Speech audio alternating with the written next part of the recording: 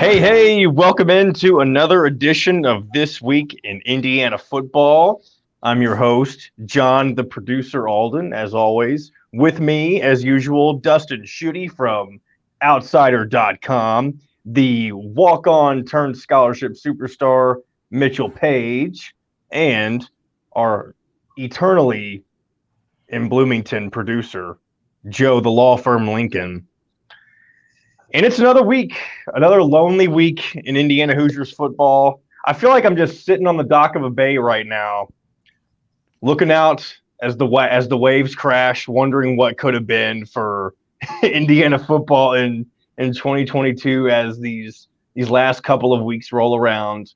You know, Michigan State, we have the Old Brass Spittoon game this Saturday on the road, and then we wrap things up with the Old Oaken Bucket game against Purdue at home next week. I don't know if we have, I mean, I'm sure it's happened, but have we ever had recently where both of Indiana's trophy games are in back-to-back weeks, guys? I mean, obviously that's a trivia question that people probably do not care about, but it's something that crossed my mind as I was thinking about these last two games. But yeah, I think I want to say one thing about your opening monologue, because I think you just nailed it.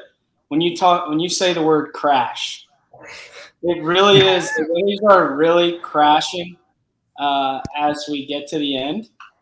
But I know those two trophy games. The bucket game, I think the outside understand how important that is to the program. Not all can be fixed, but beating Purdue is step one to a successful season.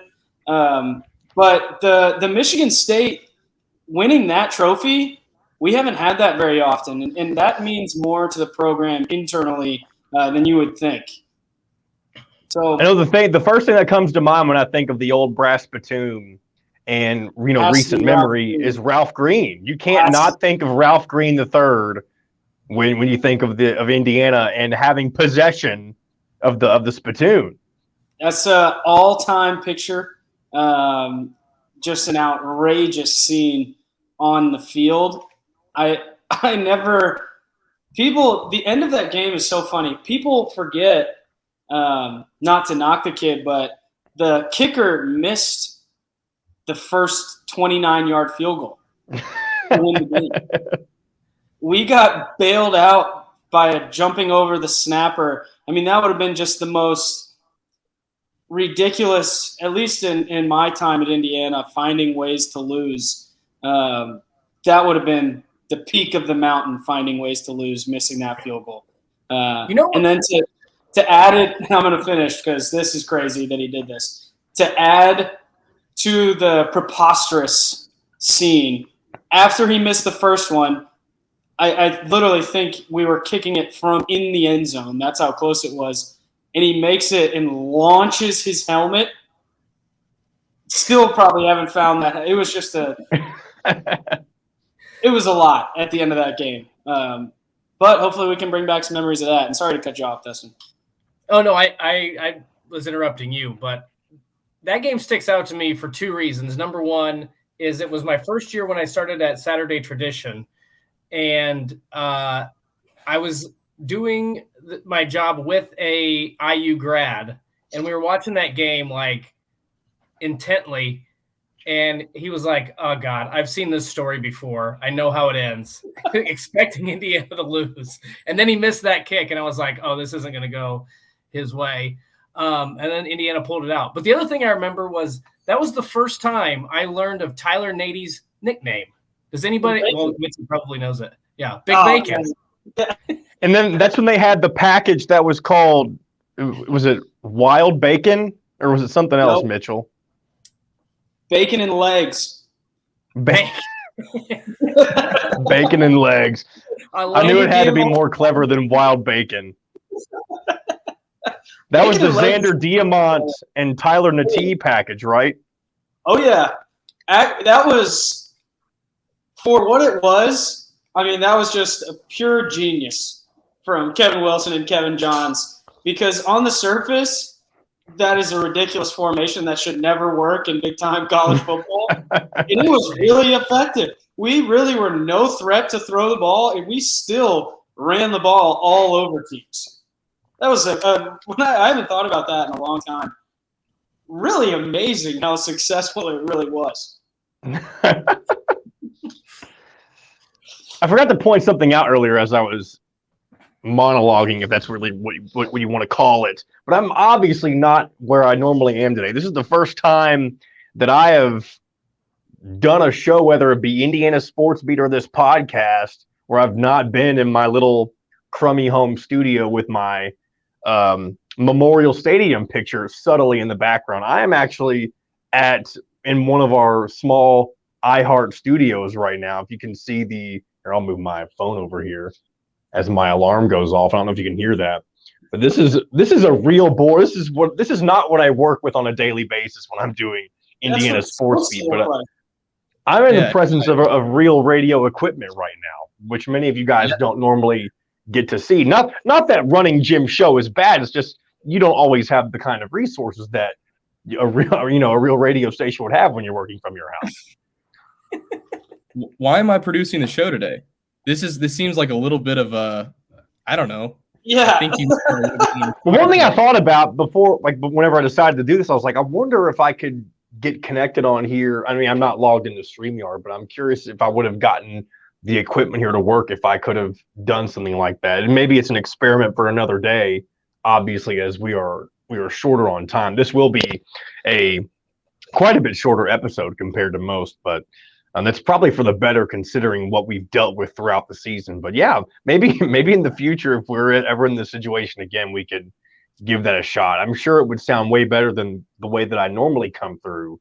Not that my sound is bad at the home studio, but I mean, this is top-notch stuff. I mean, I could sit here right now and act like I'm speaking into it, but I'm sure the quality doesn't sound like I'm speaking into this microphone. There you go. I should sit right here the rest of the time. Usually it's me that's traveling. It's kind of nice to see somebody else that's out of their comfort zone. Yeah, so the reason I'm in this situation is because I'm in Louisville, for those of you who don't know, Louisville, Kentucky, and U of L basketball is playing tonight, and they originally weren't going to be doing a post-game show. Well, they decided last minute to do a post-game show, and I'm the only producer within the vicinity right now that was already, in town. And so they asked me to stay back and do that. And so I don't know, U of L basketball, I mean, they're nothing to be in comparison to Indiana football. They're 0-2. I mean, there's a lot of people pissed off about U of L basketball in the city of Louisville right now. And they very well could be 0-3 after tonight. We'll have to see. Who do they play tonight? I know they lost to Bellarmine. They lost to Bellarmine. They lost to Wright State on a buzzer beater. And tonight they play App State, who's 2-0. Ooh. They're only 6-point favorites entering the game. The game's already going on. I have no clue what the score is, but yeah, that's why we're sitting here in studio waiting for the clock to turn for the post-game show. But yeah, enough about that. I just wanted to give people an update on, because I'm sure some people who are watching on YouTube have questions about the fact that I'm not where I'm normally at. I do still have my coffee, though. It's not outsider coffee, but it is coffee, and it's getting the job done tonight. How do you drink coffee this late at night and get up in the morning? I don't understand. So whenever I first started doing that, my body did not obviously enjoy that I was doing that to myself. But I think my body's gotten so used to the frequency in which I drink coffee that it doesn't matter. I mean, I haven't had trouble sleeping because of it in a long time. So wait till you get to my age, and then I drink coffee because I have to work on certain weekends. I'll work 4 p.m. to midnight. So I'll have the other day I had a coffee at 3 p.m. and I could not fall asleep until 3 a.m. And I had 1 cup. Yeah. So if it's afternoon, I'm done. To each his own. I agree. I think it'll eventually catch up to me. Yeah. A little addicted. That's okay. But that's a good transition because we're going to talk Indiana. Dustin told me he didn't even watch. He's doing an Indiana podcast, and he didn't even watch. I can't. Oh, go ahead, Mitch. I don't want to interrupt. Go ahead, Mitch. Yeah, I'm going to be quick. You know what he missed? Absolutely nothing. I mean, it felt like we were going to get worked, and we just got worked constantly. And I'll tell you what the worst part about all of it is, and this is going to be taken incorrectly and not how I mean it, but anytime that the other team puts in a guy that's the rah-rah guy, team leader, never played, tore his ACL 40 million times, and they put him in, that's great, right? Good for them. If you're on the opposing side, you cannot allow that kid in the end zone. I don't know how. I mean, it was essentially like we used to do this in high school, and my mom listens to every show, so she'll think this is funny. When we might have been in 8th grade, 9th grade, we went to a basketball tournament in Cincinnati. And we were beating a team so bad, one of the kids on our team had a brother that was in 4th grade. We put this kid in the game. Wow. And he scored. And how do you not, looking back on it now, how do you not fight? Like, how does the coach not tell his players to fight all of us? That's what it felt like. It felt like they put a 4th grader. I'm sure he's a great guy, great leader. I'm sure he had a ton of potential. Things didn't work out, got hurt. But, I mean, they're putting him in against Michigan. How do you, as a man, like your pride, how do you allow that guy to get in the end zone? I just can't. That was a tough one for me to watch. Tough pill to swallow there. And they just didn't even have a choice because they got ran all over. Not only that, I don't know. I'd have to go back and look at the sheet, but they beat Toledo by 77 points and he didn't catch a touchdown pass. That's what I'm trying to say. I understand. I know what you're saying. I know exactly what you're trying to say. Yes, not ideal. We were less of a threat, probably significantly less of a threat than Toledo. Although I kind of like what the new kid at quarterback. He's Dexter. A gunslinger. He's really, really raw, but he gets in there and slings it around. He ain't scared of nothing. He took some hits that a lesser man would still be on the ground, and he just pops right back up and tries to throw another 80-yard touchdown pass. It felt like we ran some plays to try to score, which was nice to see. We didn't, but it felt like it. Before, I don't want to lose my train of thought. I've got 2 trains of thought rolling at the moment. But can somebody pull up the text message that Dustin sent us before the show? Normally, I would be able to do that, but I don't want to. I can pull it up right now. Here we go. You want me to read it word for word what I said? Yeah, it would have been funny. I wanted Joe to read it, but either way. Are you talking about the one about his apartment? I mean, we could dive into that too, but I was talking about his comments about Indiana football. Yeah. Is somebody else reading this? You want me to read it? Joe. This is Dustin's summary. Are you there ready? we go. I guess there we go. Mitchell's good. Hold on. Let me preface this by saying I am going on vacation, so I was in the middle of packing. I was going to include that. Okay. We're trying to decide when we should record. We are recording Tuesday at 7:22 p.m.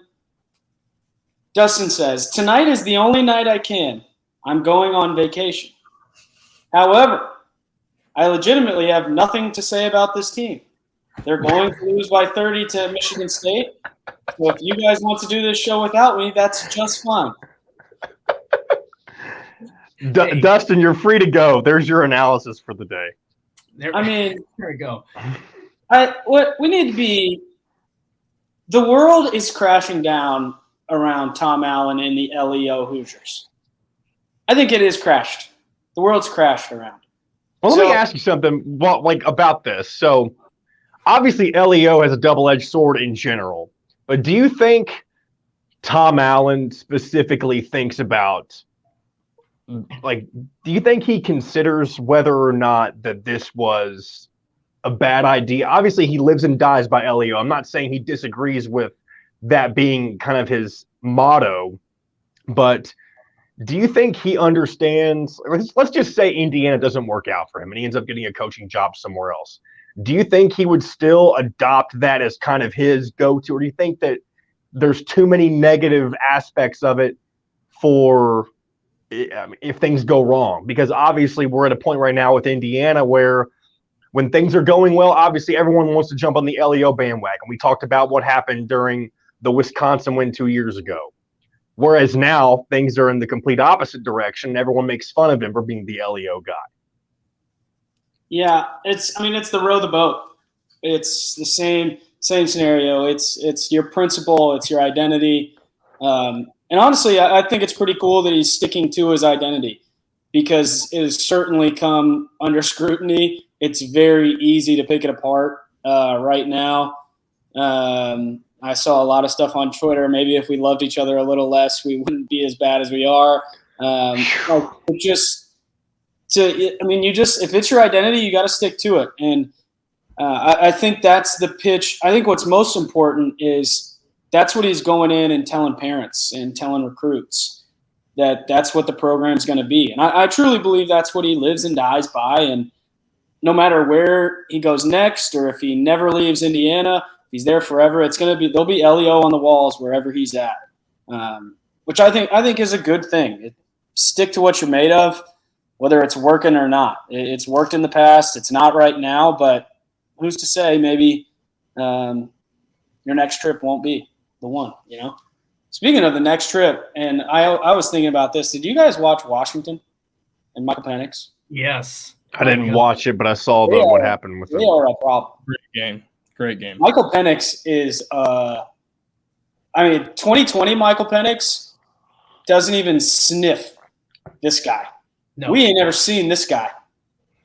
No. This guy and he's going to make it a full season. He's going to make it a full season without getting injured, which he couldn't do at Indiana. So that was going to be my next point. The most ridiculous ricochet shot sent to the Hoosiers of the weekend was during the Washington-Oregon broadcast. One of the guys said Michael Penix was like broken, battered, and bruised behind the Indiana offensive line that couldn't block for him, and now he's finally got some protection, and he's just such a ricochet shot they didn't need after losing by 7 touchdowns. But, it was – Or is that the truth? It's the truth. That is the ultimate – I think that's – If he wasn't at Washington, he's going to win the Heisman Trophy. He wins the Heisman. I'm telling you.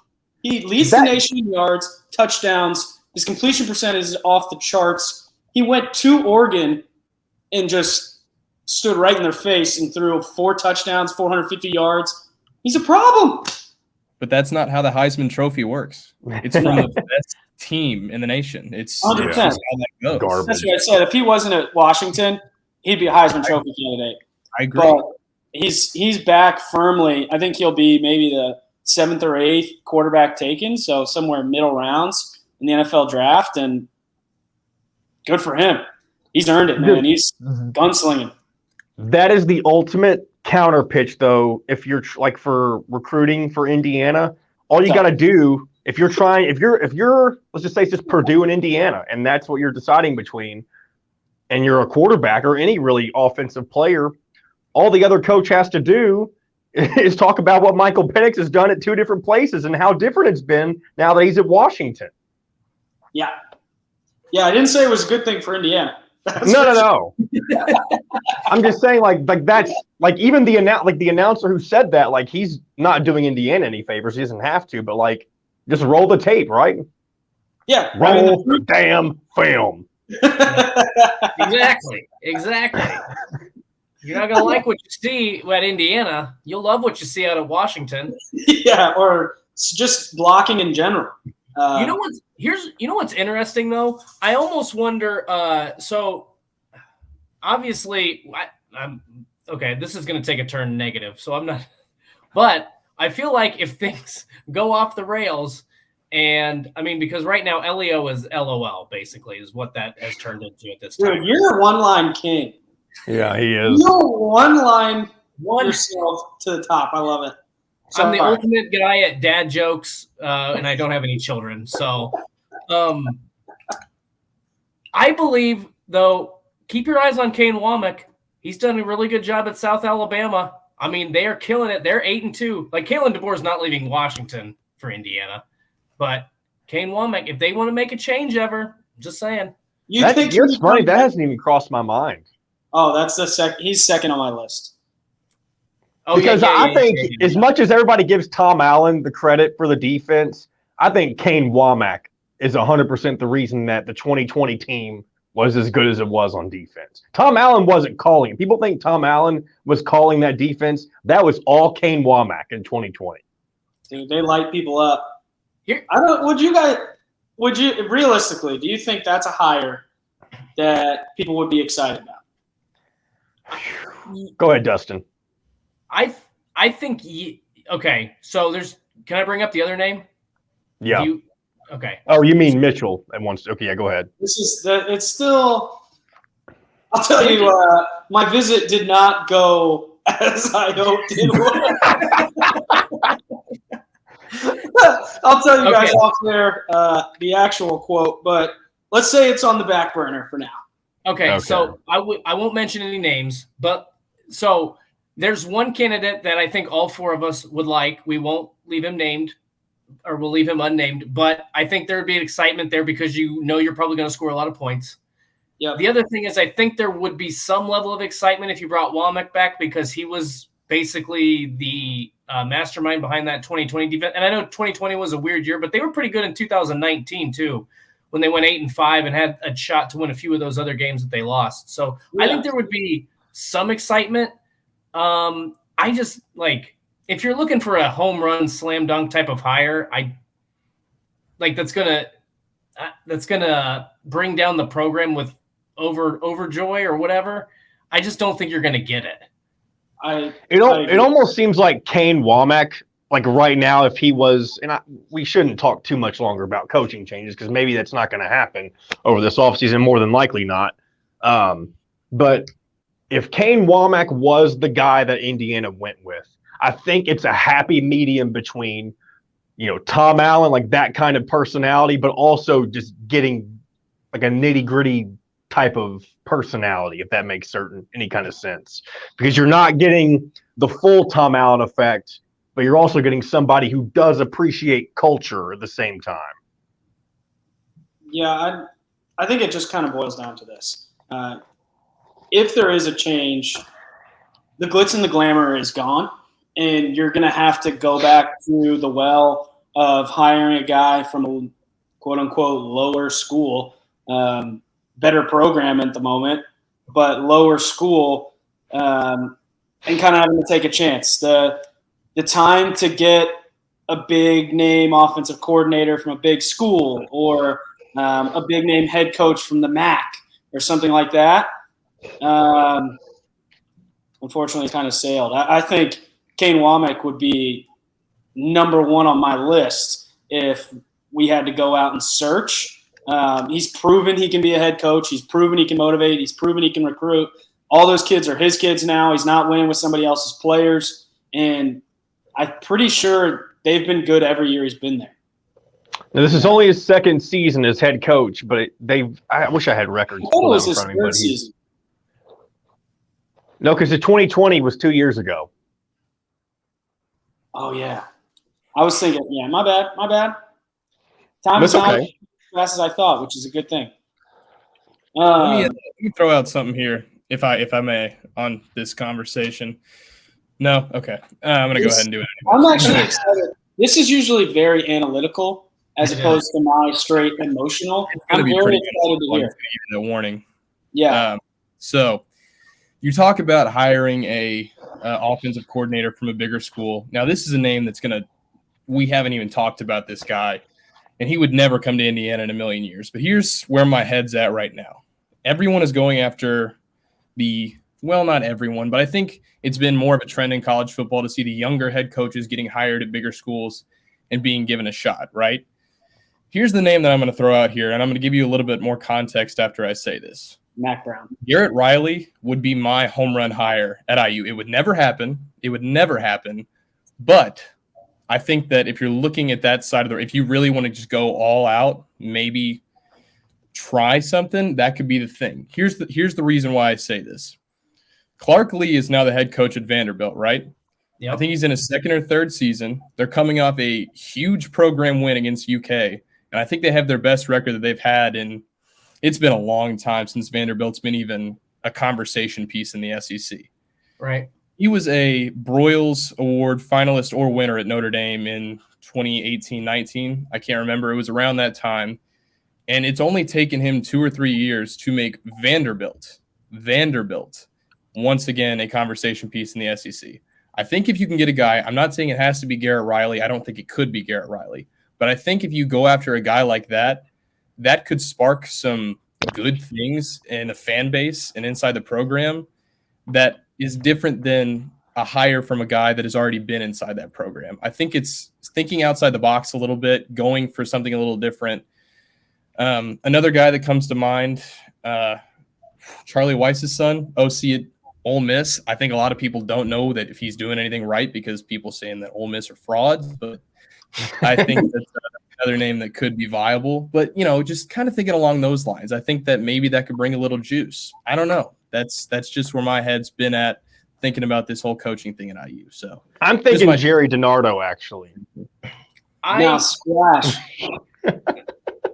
I agree with the Garrett Riley one. I kind of disagree with the I don't know what Weiss's son's name is, but I feel like there's such a close tie. I hate to bring this up, but there is such a close tie with Notre Dame football and Indiana that I feel like the Charlie Weiss era at Notre Dame would kind of blanket that. I feel like there would be no excitement for that one. The Garrett Riley one that's a good name to throw out there. I think that one would create. Garrett Riley's going to get the job at Auburn or something. That's going to be lame. What's that? Indiana's going to hire Matt Canada. Yeah, but I think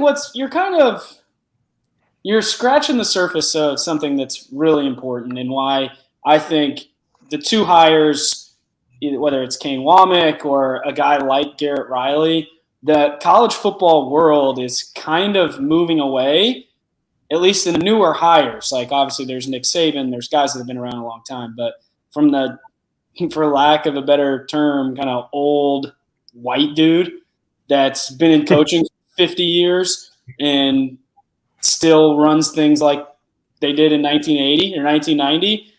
There's just a new crop of guys that relate to players better, that grew up with social media, that grew up kind of in that way. And I don't know if that's a good or a bad thing. LSU hired a guy like Brian Kelly, and they were terrible, and now they're great. And his social media stuff, some of the videos he was making before the season are just ridiculous. So maybe that isn't the answer, but I think it's definitely the trend in college football, and it would require Indiana to take a shot on a guy, and I think that's where they're at. I think Tom Allen's going to be the coach for the foreseeable future, and who knows? Hopefully we can find some development at pretty much every position on the field, besides the positions that number 0 plays, Deshaun McCullough, if he's still around. Yeah. But I think there's just a lot of opportunity, and even if it is just offensive coordinator or defensive coordinator, whatever the hires are, or offensive line, there's definitely going to be an opening there. Hiring somebody with some life that brings some kind of different energy, that isn't just an old dude that coaches like he's in 1980. There needs to be some new life injected into the program. I mean, think about their last however many games. How many games have they played since 2021? What are they, 5 and they're 2 They've and won 10? 5. They've won 5 games 5 and 17 over their last 22. 2 and 10 plus 3 and 7. Yeah. 5 and 17 over their last 2 years almost. With one Big Ten win. I mean, that's a bad deal. It's very easy to come in to meetings the way that we're coming into this podcast, like another week, right? Yeah. They're trying to prepare for a game. And I can't imagine the coaches that are in there, they're trying to come up with a game plan, and they've got guys who knows what they're talking about in those meetings. Those guys are honest. Right. Yeah, this is not good. I was just with one of my coaches and listening to him talk about how they prepared for a team that's down south that has a bunch of athletes all over the field. He was telling us, like, yeah, we're in the coaches' meetings. We got no business beating these guys. And when you're talking like how do you I think that's where they're at, maybe have been at for the last 5 weeks with everybody on their schedule, and probably the next 2. So you've got to find some life in the building, and I don't know what the answer is. New strength coach, new something. You've got to get some freshness. It is stale in the building. Holy. Speaking of freshness, this probably doesn't make any sense, but speaking of freshness, it's a fresh week of pick'ems coming up. We got to get through these pretty quickly, actually. But Joe, Mr. Joe Lincoln, do you have the updated pick'em standings before we dive into this? Yeah, absolutely. I had to go grab my little cheat sheet here. So, that buffer that I talked about last week, I don't know if I was gloating so much, but it was a bad thing to mention it because that's gone. Back to a one game lead, so I'm skating on thin ice once again. So, got some movement though. I am still in first, right behind me after a 1-loss performance. If he hadn't gone with Indiana, would have had a perfect week. Wow. Mitchell Page, staying behind him. Actually, hold on here. Oh boy. Yeah, no, John, you stay in the same spot, and Mitchell or Dustin, you are back on the bottom of the list. But again, we're all right there, so we are getting towards the end of it, and every pick matters. Let's just say that much. Well, let's dive right in. Last year I lost to Dustin. I know that much, so I don't want to just beat Dustin, but that might be my consolation if I can at least hold on to that this season. Dude, last year I was on fire in both straight up and against the spread, and it has come back to bite me dearly this year. It's been a hard year to pick in the Big Ten, to be fair. I feel like everybody's beating everybody, especially in the West. I mean, when's the last time there was a conference race that was that wide open where essentially every team can still win? There's some scenario where they can still win. Nobody controls their own destiny. I've never seen anything like it. Except Iowa. Can't Iowa win out and win the whole in the out where it's at right now? But that depends on it. If Illinois upsets Michigan, then they don't. Oh, that's assuming Illinois loses. Yeah, okay. Everybody requires something else of another team. Yes. Which My is just goodness. Yes. Well, so technically Illinois controns their own destiny then, right? No, because they lost to Purdue. Oh my gosh. I don't know. I honestly at this point I have no idea what the tiebreakers are. And if that is insane. Yeah, I have no idea what the tiebreakers are. It fills up like 3 pages in a Word document. I was looking at it on ESPN, and my thumb got tired from scrolling through all the scenarios. Wow! I just assume that Illinois is going to lose, make things a lot easier, and then probably if Iowa beats Minnesota, they'll go, and if Iowa loses to Minnesota, then Purdue's going to go. That's my assumption. What if Indiana got to spoil the bid? That's what they got motivation right there. Yeah. Come on. All right. Let's get into this. Let's get into this. First up, number 21, Illinois at number 3, Michigan. Michigan is 17.5-point favorites with the over-under at 41.5. Dustin. This feels very backdoor cover-ish. Because Illinois probably doesn't have Chase Brown, right? Is he done for the year? I believe he is. Yeah. Chase Brown's Dunsky. That's I don't know that they have, and their backup hasn't played much either, McCray. I actually think Michigan's going to cover. If Chase Brown plays, it would be closer, but I think Michigan covers. John, where's this game being played at? It is at the Big House. Okay. That's really all I needed to know. Not really analytical. Yeah, and I think Chase Brown being out's huge. I think Blake Corum and Michigan are on a roll still, so they're going to keep that. I also bet against them last week and lost, so we're going to go ahead and go back to the well on Michigan, so they're going to cover and win. Yeah, Wolverines in a blowout. Indiana only beat Illinois because what's his name? We just said his name like 50 times. Chase Brown. Thank you. I kept wanting to say Blake Corum. Chase Brown got a little dinged up at the end of the Indiana game, and that caused them to get beat by Indiana. So Wolverines in a blowout. Yeah, Michigan is the king of backdoor covers, as Dustin was kind of alluding to earlier. There you go. Backdoor cover. They're going to be up 17 after 1. They may win by 40. No, Michigan likes to play good late. I'm going to give Michigan the cover, but like Dustin said, later in the game. So Next up, we have Wisconsin at Nebraska. Wisconsin 12.5-point favorites with the over-under at 38.5. I am going to go – they think Casey Thompson might play. I don't think it matters. I think Wisconsin's defense is good. I don't like 13. Give me Nebraska to cover. Wow, okay. Joe, Mr. Lincoln? Yeah. I think that, honestly, Wisconsin they really blew it last week. They had a chance to do something special, and they didn't. And I think that's really going to affect them for the rest of the year. Again, I think Nebraska really let me down last week with that pick against Michigan. By the way, that was a half-point cover by Michigan. So that really hurt. That was that close. But I'm going to go back to Nebraska. I have a feeling that the next pick might not go back to Nebraska. But regardless, I'm going to go ahead and throw Nebraska to cover on this game. I've bet against Nebraska every week. And I'm doing it again. Wisconsin to cover. See, this is what I mean by Nebraska is low-key Indiana's biggest rival because nobody talks about it, but for some reason there's just this inner problem with each other between the two teams and their fan bases, and I like it. I'm here for it. I'm also taking Wisconsin to win this and cover. I don't think Nebraska's got it in them to make this closer than it needs to be. So I think you talked me into the rivalry, truthfully, John. I know isn't it fun? Isn't it fun to be in a rivalry with a team that's supposed to be really good, but they're also just as bad as your team? Yes.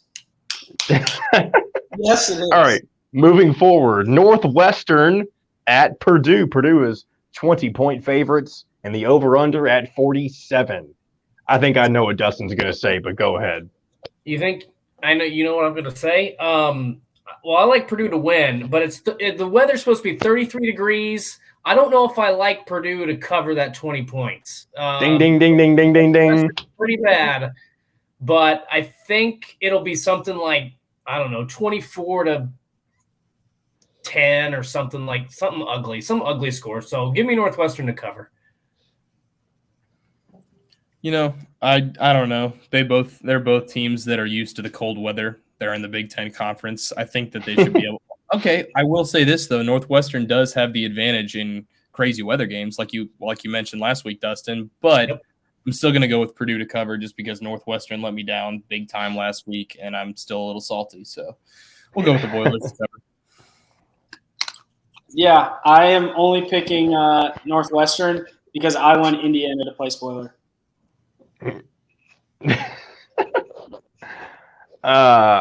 I'm along the same lines as Dustin. It's not so much about the weather. It's just that Purdue plays to their competition, and obviously they won't play down enough to lose this. But I think Purdue will do. I don't know. They're going to win by like 17 or something like that. Stay just below the spread. So give me Northwestern to cover. All right, 3 more to go. Next up, number 14, Penn State at Rutgers. Penn State 19.5-point favorites, and the over/under at 45. Yeah, Penn State's been rolling. I don't think Rutgers has the athletes, so I'll take Penn State. Yep, Rutgers going to get chopped this week by the Nittany Lions. Give me Penn State to cover. Joe loves the chop shop guy. I agree. Chop him up. Nittany Lions by billions. Can that be the hashtag this week? Chop him up. Chop them up. I like that. Chop them up. Hey, the people who do listen and watch all the way seem to appreciate that kind of stuff. So thanks for listening and watching all the way through, those of you that do. Yeah, especially because, like I said, I mean, Indiana's so bad. You're not here to hear us talk about Indiana football for 45 minutes. You're here to have a good time, which is what we're doing as well. We're trying to do. See, I'm also taking Penn State to cover this fairly easily. So trying to do it. It's pretty much. I think we are having a good time. Hopefully, we keep coming. We do. We do keep showing up. All right, we got a couple more. We're going to go ahead and get into Indiana's game. The Old Brass Spittoon, Indiana at Michigan State. Michigan State 10.5-point favorites, only 10.5-point favorites, with the over/under set at 47.5. Dustin, earlier in the text message, you said they're going to win by 30. Do you still agree with that? I didn't realize the spread was only 10.5. Vegas is telling us something, friends. Whew.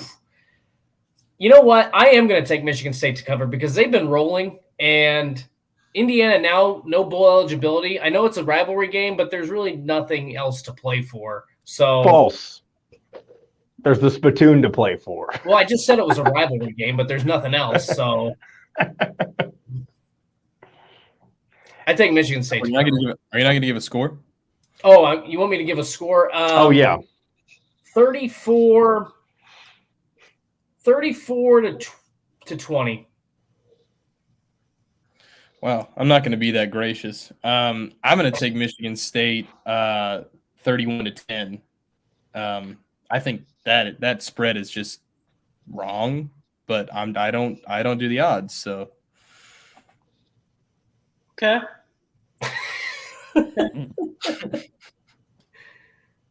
23 to 14. Next. Yeah, we all know he's picking Indiana. And I mentioned this to Dustin earlier on Indiana Sports Beat. I didn't give him any context. I may not be able to give him much context here either. But I said that I had a funny feeling about this game this week. Remember last year when Indiana played Michigan State? It was kind of before the season was a complete wash. But Indiana had a chance. And I know it was at Memorial Stadium. Everyone said last year that Michigan State was kind of just winning. They weren't like winning dominantly, and they were just doing enough to win games, which is obviously what you want to do. But for some reason, I feel like with Tom Allen's back against the wall, you don't want to lose 9 consecutive conference games, which they're on their way to doing. For some reason, I don't know what it is. Obviously, I'm a fan, and that goes without being said. But I feel like Indiana's going to strum up enough to just pull this one out. And it's not going to be pretty. Indiana's going to win this one on the road, 17-13. And people are going to be shaking their heads because obviously nobody's paying attention to Indiana football anymore. The fans have moved on to basketball season, rightfully so. But I think this is the time for Indiana to at least show that they're putting forth the effort that we have subtly seen, not in the past couple of weeks with Ohio State and maybe some of the Michigan game. They could have tried as hard as they wanted. They just were not good enough. Yeah, it wouldn't have mattered with Ohio State. But that's and yeah. I may eat crow for this next week, and that's totally fine. But I think that it's going to be close regardless. I'm picking Indiana to win this 17-13. Yeah. For those watching on YouTube, I just want to try to come up with a scenario where someone is less comfortable making the selection than you just were swiveling around in that swivel chair. No, it was me. It's not that I was uncomfortable making the selection. It's just I wanted to be able to trust this at all. Swinging around. I had a thought in my head that I wanted to make sure I got across clearly, and that was my way in dealing with it. Here's what's going to happen. Here's what's going to happen. Okay, if Indiana wins, we open the show not with the music, but with John's 2-minute explanation as to why Indiana's going to win. 100%. And we sit and listen. Was it that bad of an explanation? Come back to the bandwagon. John, you are welcome to ride with the Hoosiers with me. This week, Louisville's losing to App State. Sorry. I knew we were getting close to the end, and I had to check out the score. They're losing to App State. They might be 0-3 by the time this is all said and done. Yeah. It's going to be a tough postgame. Did I really look that uncomfortable? Yeah. Yes. I didn't think I sounded uncomfortable. I just was trying to find a way to. You were trying to muster up courage, is what it felt like. Because I knew I was like, if I say this, I'm people who, I mean, obviously no one thinks Indiana's going to win. Not even God thinks Indiana's going to win, and he knows what's going to happen, right? I make my next pick. Oh yes, you really think so? So if I text you and they're down by 21, you're gonna say, "Bro, are you serious?" They're coming back. Dustin's getting ready to do something. He's always got some trick up his sleeve. I'm gonna make my pick like John here. And see. Oh. Was it?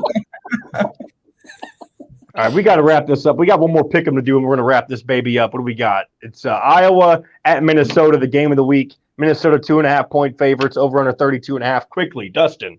I'm sorry we have to make this quick, But the triangle of confusion is going reverse this year. Kirk Ferentz beat Jeff Brom. Jeff Brom beat PJ Fleck. PJ Fleck now completes the circle, gets his first win over Iowa. I'm picking Minnesota to win the game. They're a 3-point favorite, so I'm going to also pick them to cover. I don't know why people keep doubting Iowa. They weren't favored last week. They won by a large margin, by the way. And I think they figured their offense out at least enough to make their defense able to make plays for it. So I don't know what the deal is. I'm going to say Iowa's going to win and cover, obviously. So that's just my take. I don't know. I've got another one-liner for you guys. So at Purdue, Spencer Petras played really well. So if Iowa gets Purdue Petras, I like their chances. You're literally the worst. But if they do get Purdue Petras, they're going to win. Which they have gotten, what, twice in a row? Yep. That's what, 2 for 10. 2 for Not 10. a very good percentage, but he's on a hot streak. I'm taking Iowa. I just wanted to say that analysis earlier, if I was in my regular seat, I would have been spinning around like a little girl. I'm going to go ahead and throw that out there. I'm honestly scared to go back and watch it now. Was it really that ridiculous? I mean, it was pretty funny. It just looked like you just weren't very comfortable with what you were saying. You were trying to join the club, and you didn't want to be on the club, but you're in now, and you are welcome. That's fair. That's fair about my thought process. I just didn't know that it was coming across that way. So anyway, I'm going to go ahead and make my pick for Iowa, Minnesota, and we'll wrap this thing up. I am going with Iowa to get the upset on the road at Huntington Bank Stadium. And with that loss, potentially with Illinois, Iowa will be controlling their own destiny for the Big Ten West title. So we'll see how that goes. Thank you, everybody, for joining. As always, we had to record this kind of in the middle of a random decision tonight. So thanks for those who always listen. Be sure to always check out Indiana Sports Beat Radio on YouTube and on 97.7 The Ref if you are in Evansville, or WBRO 89.9 if you're in Marengo. And as always, we will see you next week. Thanks to Dustin, Joe, and Mitchell. We'll talk to you next time. Chop them up.